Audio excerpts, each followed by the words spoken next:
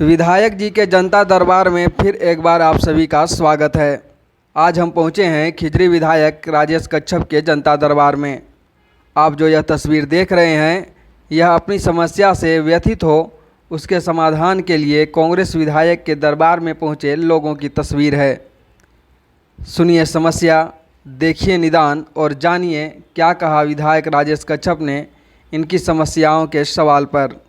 और अंत में देखिए समस्या लेकर आई जनता ने क्या कहा राजेश कच्छप जी के बारे में।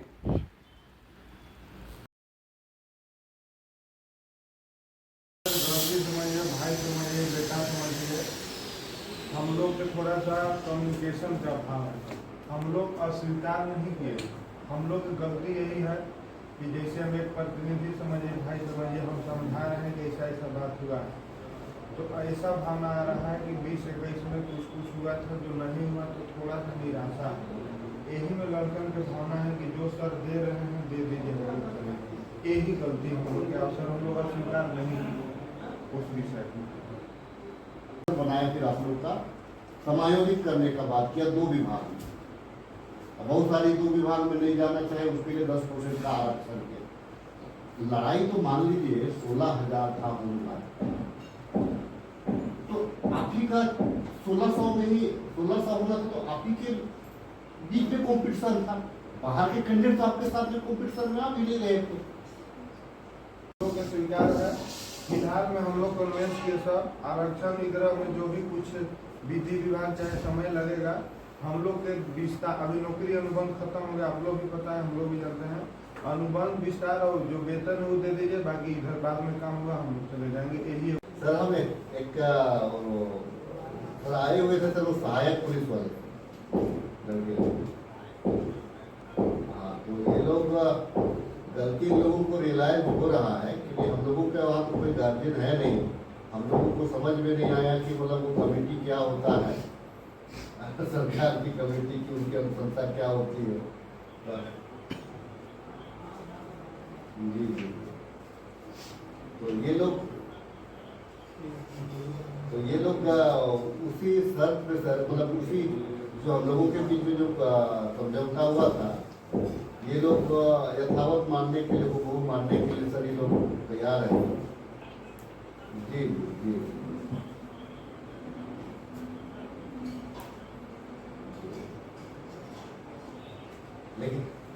लेकिन क्या करिएगा सर, वो झारखंड के बच्चे हैं, तो क्या करिएगा।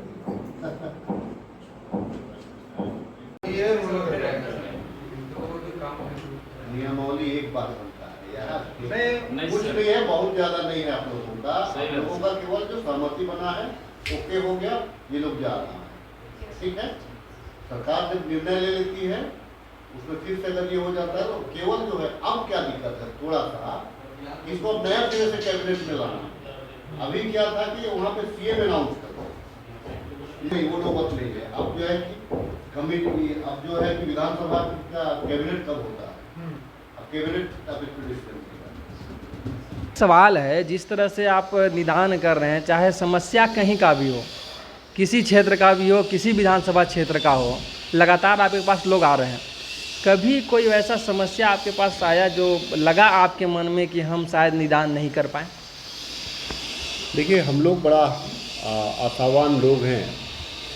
आशावान लोग इसीलिए हैं कि विधायक होते हैं वो माननीय विधायक होते हैं और वो पूरे राज्य के होते हैं। राज्य के किसी भी क्षेत्र में वो जा सकते हैं, किसी भी क्षेत्र की बातों को विधानसभा पटल पे या अधिकारियों के पास में जनता का पक्ष रख सकते हैं। हमारे पास भी बहुत सारी समस्या है। इसका कोई एक पाठ्य पुस्तक के समान इसका कोई एक सब्जेक्ट नहीं है, ये विस्तृत सब्जेक्ट है। कहने का मतलब है कि अगर आप पर्सनल में भी आपको इंडिविजुअल अगर कोई केस है तो आप थाना पुलिस का मामला को भी लेकर के आते हैं, ज़मीन जायदाद का भी मामला को लेकर के आते हैं, सामाजिक है तो सामाजिक मामलों को भी लेकर के आते हैं, रोड नाली पुल पुलिया को भी लेकर के आते हैं, किसी का दुख सुख है उसको भी लेकर के आते हैं। तो ये हम लोगों का एक प्रयास रहता है कि जनता को, चाहे प्रदेश की कोई किसी भी क्षेत्र की जनता हो, उसको संतुष्ट करके भेजने का, ताकि हमारी सरकार की छवि बरकरार रहे। देखिए, बहुत सारे क्वेश्चन, बहुत सारे सवाल है जिस पे हम लोग भी संघर्ष करते हैं। जैसे मेरे क्षेत्र में सबसे बड़ा सवाल है विस्थापन का। मैं उसको लेकर के निश्चित तौर से बहुत संवेदनशील रहता हूँ हमेशा से ही। इसीलिए संवेदनशील रहता हूँ कि मैंने इस रांची में खेला है, मैंने बचपन हमारा यहाँ गुजरा है। मैंने देखा है कि यहाँ के जंगलों में, यहाँ के खेत खलियान में पतंग उड़ाते हुए, या जो बचपन का खेल, या तो फिर स्कूल कॉलेज आते जाते यहाँ के नदियों को देखा है, वहाँ का पानी को पिया है। यहाँ का जो आम का पेड़ है उसको ढेला मार करके यहाँ कई आम के पेड़ में मैंने खाया है, जामुन खाया है, क्योंद खाया है, पियर खाया है, कुसुम खाया है। तो ये सब जो है ना कि झारखंड का एक अपना एक कैरेक्टर है, उस कैरेक्टर को मैंने देखा है। तो आज भी मैं समझता हूँ कि प्रदेश के निर्माण के बाद में वही कैरेक्टर रहे, बदलाव हुआ है, इसीलिए थोड़ा सा मन भी दुखी रहता है। नदी ख़त्म हो गए, आबो हवा बदल गया। यहाँ आप देखेंगे कि लोग पहले गर्मी की छुट्टी में, मैं आपको बता दूं, मैं जीवन में कभी मच्छरदानी नहीं लगाया हूँ। मैं कभी मच्छरदानी नहीं लगाया अपने घर पे, कभी मच्छर को मैंने जाना ही नहीं कि मच्छर भी होते हैं। लेकिन अब जो है कि अब लोगों को अब मच्छरदानी लगाना पड़ता है, कोयल्स जलाने होते हैं। और जब इन सब सवालों का समाधान नहीं होता है, वो तभी संभव है जब आपका गांव जिंदा रहता है। सवाल यह है कि जैसा कि आपने विस्थापन की बात कही, आपके क्षेत्र में सबसे बड़ा अगर विस्थापन कहीं देखा जाए तो एचईसी वाले लोग आज भी त्रस्त हैं, और आप भी लगातार यदा कदा जब भी उन लोग अपना आंदोलन करते हैं, आप हमेशा वहाँ पहुँचते हैं, उनकी आवाज़ को भी बुलंद करते हैं। सर, उसका कायाकल्प कब होगा, या फिर किस तरह से प्रयास चल रहा है सरकार का? देखिए, एचईसी में क्या है कि वो सेंट्रल की एजेंसी है, केंद्रीय संस्था है। ये इसको केंद्र सरकार संचालित करती है। तो अब केंद्र सरकार संचालित करती है, और उसमें आप देखेंगे कि केंद्र सरकार जिस प्रकार से उदासीन रवैया एचईसी के प्रति, या फिर अन्य भी जो सरकारी उपक्रम है उस पर जो उदासीन रवैया अपनाया हुआ है। अभी हम लोगों को जैसे जो अंदर खाने पता चलता है कि गौतम अडानी के साथ में इसका इकरारनामा हो चुका है, तो गौतम अडानी के साथ इकरारनामा, तो फिर एचईसी का क्या होगा? एचईसी जो विस्थापन हुआ एचईसी का जो विस्थापन हुआ, तो उन विस्थापितों का क्या होगा? ये तमाम सवाल हैं। देखिए, मैं लारा एक्ट 2013 जब बना, 1894 का जो भूमि अधिग्रहण एक्ट था, उस पर संशोधित जो एक्ट बना, जो आदरणीय सोनिया गांधी और आदरणीय मनमोहन जी की अगुवाई में जो एक्ट बना, उससे मुझे उम्मीद थी कि बड़ी राहत मिलेगी। एचईसी भी उसमें है, गेतेलसूद भी उसमें है, बहुत सारे ऐसे विस्थापित क्षेत्र हैं उसमें हैं। लेकिन सरकार केंद्र में है, अगर देखा जाए तो मानसिकता पूंजीपति वाली सरकार है। नतीजा क्या है कि जो कानून बना है वो कानून धरातल पे नहीं आ पा रहा है। आज किसी भी हाल पे एचईसी की ये ज़मीन नहीं है आज के तारीख में, तो एचईसी किस प्रकार से एग्रीमेंट करा करके दूसरे को दे रही है, मुझे ये भी आज समझ से परे है। ठीक है, एक्वायर किया आपने एचईसी को चलाने के लिए, लेकिन एचईसी तो आज मान लीजिए उतना बड़ा क्षेत्र में चल नहीं रहा है। आपने उन रैयतों के बारे में भी आपको सोचना है जो अपना ज़मीन आपको देश हित में दिए। लेकिन आज आपकी भी जिम्मेवारी बनती है कि जो रैयत आपको ज़मीन दिए, ज़मीनदाता जो हैं, उनके साथ भी न्याय होना चाहिए। या यहाँ के जो एम्प्लॉई हैं, जो अपना सारा घर बार छोड़ करके एचईसी के हो गए, एचईसी परिसर के हो गए, अगर एचईसी अगर बंद हो जाएगा तो उनका क्या होगा? वो दुकान चला रहे होंगे, उनके रिश्तेदार, हो सकता है कि वो यहाँ पे कोई छोटी मोटी व्यापार कर रहे होंगे, या यहाँ पे रह करके कुछ अन्य व्यवसाय कर रहे होंगे। अगर एचईसी बंद हो जाएगा तो फिर उनका क्या? उनके लोग एचईसी के पास तो पैसा ही नहीं, एचईसी कर्मियों के पास भी पैसा नहीं है। जब वो पैसा है ही नहीं तो खरीद के खाएंगे क्या, खरीद के पहनेंगे क्या, ये बड़ा सवाल है। एचएससी से सिर्फ एचएससी कर्मी प्रभावित नहीं हो रहे हैं, एचएससी से आपको पूरा एचएससी जितना है पूरे बसे हुए लोग हैं, तमाम लोग प्रभावित हो रहे हैं, चाहे वो बसने वाले लोग, चाहे यहाँ के रैयत हो या कोई हो। सर एक सवाल है कि अभी अभी कुछ देर पहले आपसे गेतलसूर डैम के लोग भी आए हुए थे जो विस्थापित हो चुके हैं, और कहीं ना कहीं नया कानून भी आया है कि जिस पे अगर ज़मीन ज़्यादा हो गया, मान के जिस पे जो जिसके लिए अधिग्रहण किया गया वो अगर उन्हें वो काम नहीं होता है वहाँ पे 5 साल के अंदर, तो रैयत को दे देना चाहिए। लेकिन वहाँ आधा तो काम हो चुका है, आधा ज़मीन ऐसे एचईसी की तरह ही पड़ा हुआ है। तो वैसे लोग भी आए हुए थे आप पे, क्या सर उनका कुछ समाधान हो पाएगा? देखिए, उसी को मैंने कहा 1894 का जो एक्ट है उसके तहत में भूमि का अधिग्रहण किया गया, लेकिन 2013 में नया भूमि अधिग्रहण कानून बना, लारा एक्ट 2013। अब जो है कि उस कानून के तहत जो अगर गेतलसूद के बारे आप अगर पूछ रहे हैं तो गेतलसूद में जो डैम ने जितना ज़मीन एक्वायर करना था डैम ने एक्वायर कर लिया, मेड़ भी बन गया, अब जो उसमें केनाल भी बन गया। अब उसके अलावा जो सरप्लस ज़मीन था तो वो जो क्या किया, इरिगेशन डिपार्टमेंट क्या किया कि उन्होंने एक कंपनी को, नालंदा फैक्ट्री था एक, उसको उन्होंने रियाडा के माध्यम से दे दिया। और कुछ ज़मीन ऐसे हैं, किसानों को तो ज़मीन तो ले लिया, लेकिन कुछ ज़मीन में ना है रियाडा, कागज़ में है रियाडा का, कागज़ में है कि भाई उसको एक्वायर कर लिया है, लेकिन आज भी ना उसको इरिगेशन डिपार्टमेंट लिया, ना उसको रियाडा लिया। वहाँ कोई ना उद्योग लगे हैं, ना डैम बना है। तो जो सरप्लस ज़मीन है वो तो देना चाहिए ना, और कानून भी कह रहा है ना, वो तो कानून हमारा बन गया है यूपीए गवर्नमेंट के टाइम में, यूपीए 2 में 2013 में वो कानून बन गया है कि जो सरप्लस ज़मीन है, सरप्लस ज़मीन रैयत को, तो उसी कानून के तहत में मैं डिमांड कर रहा हूँ कि भाई जो गेतलसूद के जो बाकी रैयत हैं डैम के अलावा, जिनका इरिगेशन डिपार्टमेंट के अलावा और जितना एक्स्ट्रा जो ज़मीन है वो दूसरे विभाग को क्यों हस्तांतरित डायरेक्ट करेंगे, वो रैयत को दें। रैयत को तो रोजगार तो मिल नहीं रहा है, रैयत को पूरा अगर उसका ज़मीन चला गया तो उसको तो रोजगार मिल नहीं रहा है। तो रैयत का जो रेस्ट ज़मीन है, रैयत का रेस्ट ज़मीन को वापस कर, और ये ज़मीन वापस होगा। मैं आपके चैनल के माध्यम से कहना, ये ज़मीन वापस होगा, हो सकता है, क्योंकि कानून कह रहा है।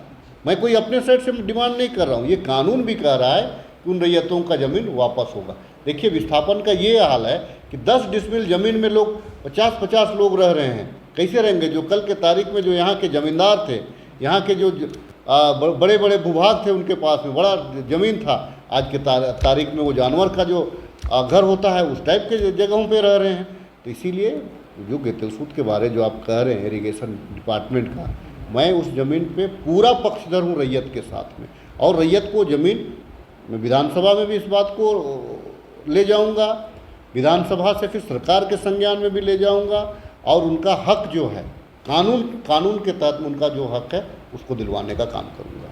सर, अभी कुछ दिन पहले एक आंदोलन चला था सहायक पुलिसकर्मियों का, और एक कमेटी भी बनी थी, वार्तालाप भी हुआ था, लगभग कह सकते हैं कि 7 से 8 घंटे का मैराथन वार्तालाप चली थी। फिर भी आज वो लोग आपसे मिलने आए थे अपनी समस्याओं को लेकर सर, और अभी आपने त्वरित निदान भी किया, एक बार समाधान होने के बाद वो बैठे रहे, उसके बाद फिर आए आपके पास, उसके बाद फिर आपने अभी फ़ोन से ही बात करके निदान किया, क्या कहेंगे सर उस पर?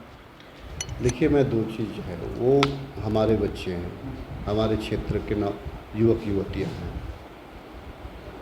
उनको भाजपा के लोगों ने बरगलाने का काम किया। एक सरकार की कमेटी बनी थी, उस कमेटी को भाजपा के इशारे पे, भाजपा के चूँकि इनको कानून की या उनको पॉलिसीज़ कैसे बनते हैं इनको जानकारी नहीं है, तो इनको भाजपा के लोगों ने इनको बरगला करके उस एग्रीमेंट या उस समझौता को मानने से इनकार करवा दिया। तमाम लोग, इनकी जो मांगे थी, समायोजन की का मामला था, हम लोगों ने होमगार्ड और उत्पाद विभाग उसमें समायोजन करने का उसमें प्रावधान था, मान गए थे 10% वर्दी अलाउंस के, क्योंकि डायरेक्ट हम उसको नहीं दे सकते हैं, तो उसके एवज में हम उसको जो जिला बल को हमको जितना देते हैं उतना ही देने का, उसको भत्ता देने का बात था। उसके बाद में 10% का आपको जिला बल में उसको आरक्षण का बात था, और दोनों उत्पाद विभाग और होमगार्ड में आपको 10% की क्षतिज आरक्षण की बात थी, मतलब कि समायोजन इनडायरेक्टली समायोजित करने की बात थी।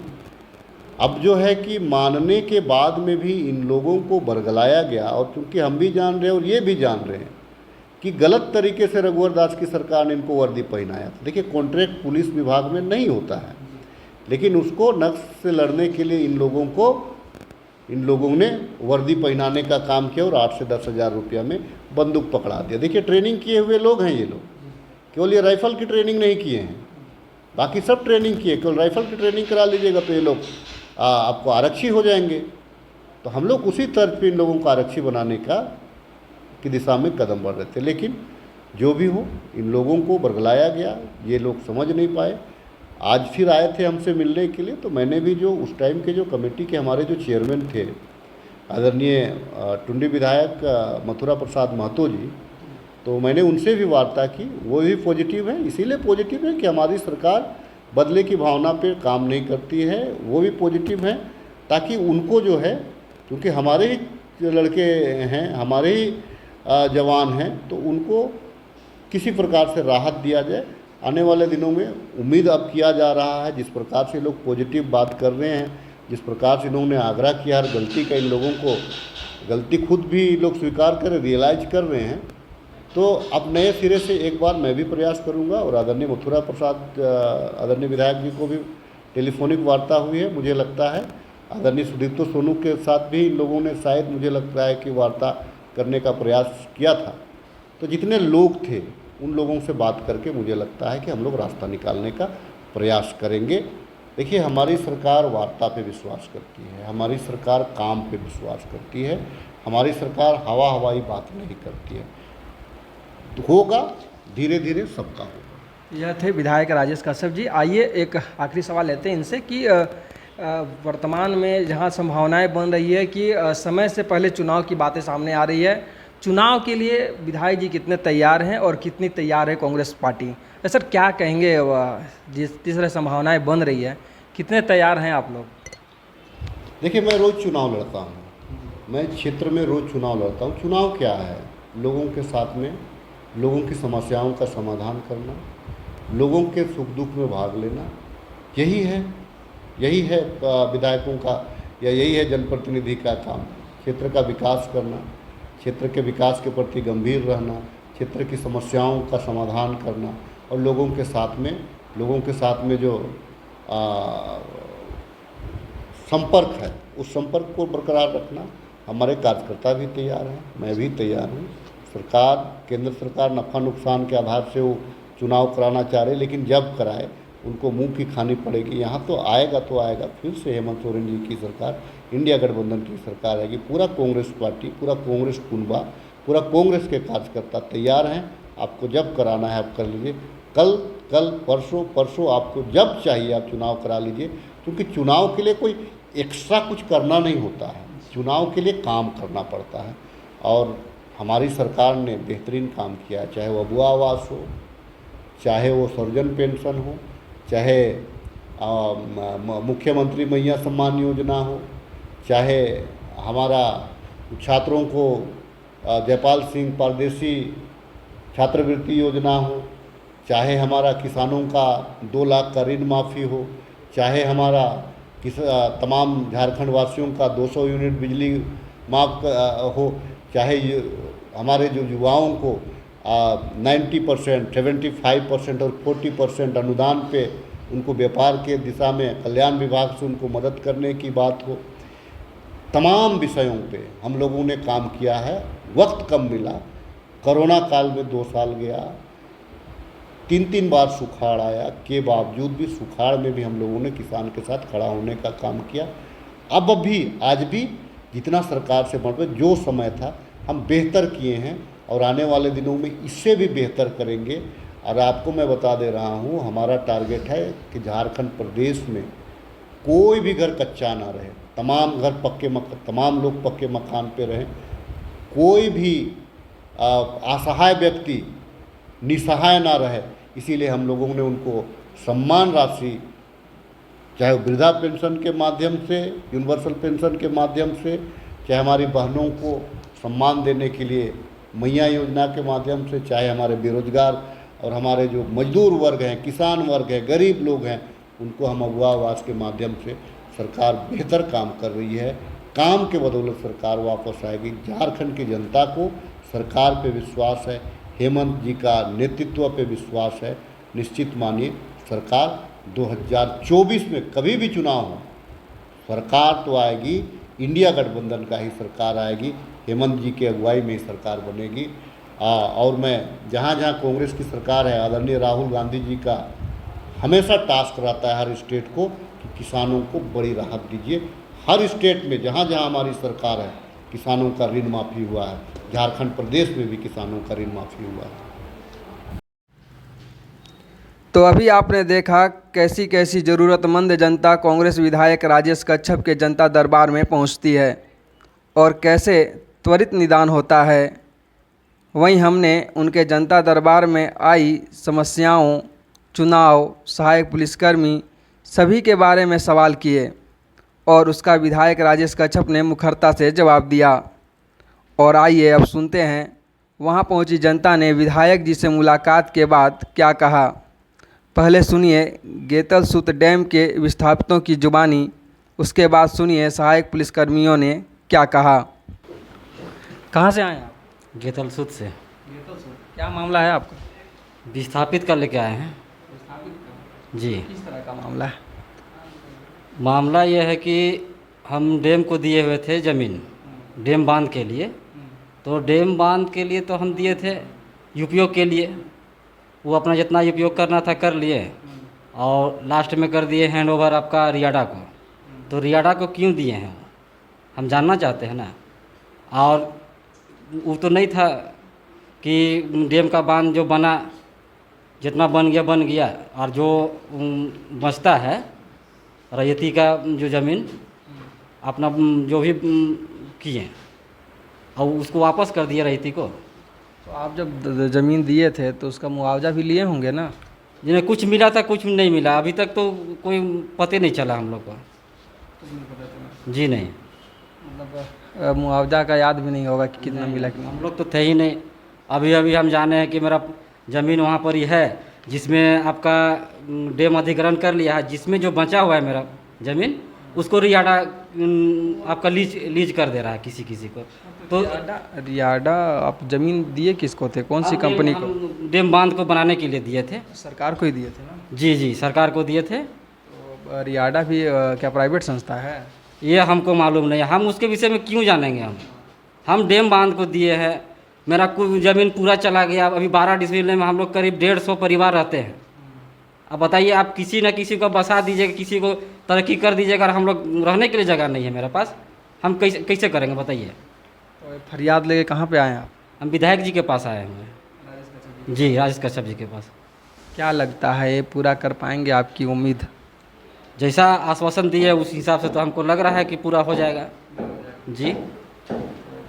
अगर विधायक जी जिस तरह से आश्वासन दिए अगर नहीं हो पाता है तो क्या करेंगे? आंदोलन करेंगे, फिर आंदोलन करेंगे हम। आंदोलन जाएंगे जी, हम सरकार के पास जाएंगे। हमारे पास 12 डिसमिल जमीन है। आप तो सरकार के पास आ ही गई हैं ना, विधायक तो सरकार के ही हैं। जी है, अब नहीं कर पाएंगे तो फिर जाना ही पड़ेगा ना हमको। तो लेकिन उम्मीद है कि हो जाएगा। उम्मीद पूरा है कि सरकार में खुद हैं। जी जी। अपना नाम बता दें। वरुण ठाकुर। और बाकी लोग मेरा जितना भाई बंधु लोग सभी कोई हैं यहाँ, सब एक ही जगह से हैं? जी, एक ही परिवार है हम लोग। जी, एक परिवार से हैं। चलिए धन्यवाद। तो देख तो आपने अभी देखा सहायक पुलिसकर्मियों के साथ वार्ता हो रही थी। राजेश कच्छप जी ने वार्ता की। एक बार पहले भी जब कमेटी बनी थी उसमें भी विधायक राजेश कच्छप मौजूद थे और आज फिर एक बार सहायक पुलिसकर्मी यहाँ पे आए हैं। हालांकि टेंट जो मोराबादी मैदान में लगा हुआ था इनका आंदोलन का, वो 15 अगस्त के कारण हटा लिया गया है। हालांकि फिर भी ये आए हुए आज मिलने, क्या कुछ वार्तालाप हुई वो आपने देखा। आइए जानते हैं इनसे कि कितने संतुष्ट हैं इस वार्तालाप के बाद। विवेकानंद जी, क्या कहेंगे? पहले कमेटी बनी, वार्तालाप हुआ, फिर कहीं ना कहीं कुछ कमियां नज़र आई उसमें, उसके बाद फिर आप लोग बैठे रहे कैबिनेट के इंतज़ार में। कैबिनेट हुआ नहीं अभी तक, और एक कैबिनेट हुआ भी तो उसमें आप लोग का मामला आया नहीं। अब फिर आज आप आए हैं यहाँ पे, वार्तालाप हुई विधायक जी से। क्या लगा, कितना उम्मीद लगता है आपको? देखिए, लगभग विधायक पुलिस के विषय से तो अवगत हैं ही सरकार भी और हम लोग भी। अब इस दौरान हम लोग जो अपने स्तर से आवाज़ उठाने की प्रोसेस था उठाई, सरकार सुनी भी, वार्ता भी की, और उसका समापन का थोड़ा सा मिस अंडरस्टैंडिंग हो गया। तो इस बीच 22 जुलाई 2024 को जो वार्ता हुई उसमें काफ़ी लंबी वार्ता हुई, एक सहमति तक भी हम लोग पहुँचे। उसके बाद सहायक पुलिस कर्मियों के बीच उस पर डिस्कस हुई, तो एक स्वर में एक भावना छिपा हुआ रहा कि 2020-21 में जिस तरह से कहने के बाद कुछ निराशा हाथ लगी, उस लिए थोड़ा सा सहायक पुलिस कर्मियों में नाराज़गी, चाहे निराशा, असंतोष की स्थिति थी। तो इस बीच उस समय हम लोगों ने कॉन्फ्रेंस करके बोला कि जो सहमति हुई है उसको थोड़ा चिंतन मंथन विचार करते हुए कैबिनेट का स्वरूप प्रदान कर दिया जाता तो हम लोग सहृदय स्वीकार लेते। तो जो हम लोग इतना दिन में समझे 22 जुलाई, 23 जुलाई, 24 जुलाई के बाद कि जो कमेटी बनी थी और जो सहायक पुलिसकर्मी थे उनके बीच हमको व्यक्तिगत फील हुआ, वो सहायक पुलिसकर्मियों को फील हुआ कि एक कम्युनिकेशन के अभाव रहा। हम क्या कह रहे हैं और वो क्या सुन रहे हैं, उनके तक क्या आउटपुट पहुंच रहे हैं, वो तो सरकार और माननीय जानेंगे। लेकिन हम लोग के भावनाओं को इस तरह से शायद समझा गया कि इन लोगों ने अस्वीकार कर दिया है, लेकिन यहीं कहीं से ऐसा नहीं था कि हम लोगों ने उस सहमति को ऐसा अस्वीकार किया है। हम लोग यही था कि उस पर थोड़ा सा अगर हो सके तो रिक्वेस्ट था कि उस पर विचार करते हुए कैबिनेट का स्वरूप प्रदान करते। तो इस भ्रम को काफ़ी वहाँ पे होकर मीडिया के माध्यम से भी हम लोगों ने अवगत कराने का प्रयास किया, लेकिन अंततः अभी असफल ही रहे। लेकिन अब आपसी समझ बूझ में फिर माननीय से बात कॉल उल से किए, फिर ऐसा लगा कि मिल के बात कहते हैं, तो मिल के बोलते हैं। तो मिलने के बाद आज माननीय सर से बोले कि ऐसा ऐसा जो भी था हम सहृदय स्वीकार किए हैं, उसको हम कैबिनेट का अंतिम रूप चाहते हैं। तो इस संदर्भ में काफ़ी सकारात्मक और एक गंभीरतापूर्वक बातचीत हुई। तो हम लोग चाहते हैं कि जो कन्फ्यूजिंग की विषय थी वो बस कुछ क्षण दिनों में इसका अंत होगा और हम लोग जो सहमति है उसको रिजल्ट तक पहुँच के हम लोग अपने कर्तव्य की ओर प्रस्थान करेंगे। आप सहमत हैं राजेश कश्यप जी की जो वार्तालाप हुई एक मथुरा जी से, अलग कमेटी के मेंबर से, सहमत हैं आप?